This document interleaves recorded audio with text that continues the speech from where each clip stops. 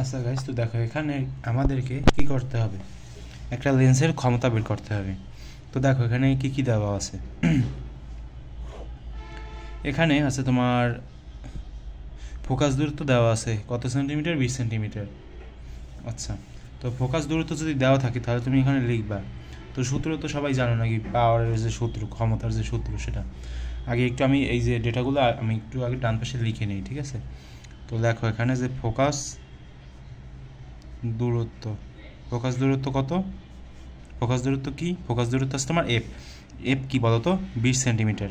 কিন্তু ভাইরা এই যে 20 সেন্টিমিটার, 20 সেন্টিমিটার না, 20 সেন্টিমিটার তো তুমি আর এখানে লিখতে পারবে না, এখানে তোমার লিখে লাগবে কি মিটারে। তো 20কে তুমি 100 দ্বারা ভাগ করো, কত আসবে? 0.2 মিটার। কী করলাম, এটা সেন্টিমিটার থেকে মিটারে কনভার্ট করলাম, সাধারণ কনভার্ট আর কি।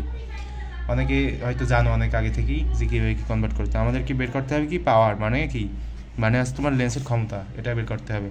তো দেখো আমরা কি জানি, তোমরা এখানে বাংলা ভাষায় লিখবা আমরা জানি। আমি এখান থেকে যদি দাগ দিই বুঝবা যে আমি লিখছি যে আমরা জানি। পরবর্তী ভিডিওতে আমি এরকম দাগ দেবো, ঠিক আছে? তখন বুঝে নিবা যে এখানে লিখছি আমি আমরা জানি।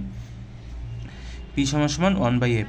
এখন কী করবা, একবারে খুব সাধারণ, 1/f না, এফের জায়গায় এই যে 0.2 আছে না, এই 0.2 উঠিয়ে দাও, 0.2 উঠিয়ে দিলাম। এখন এই 0.2 ওয়ানের মধ্যে কতবার যায় বলতে পারবা?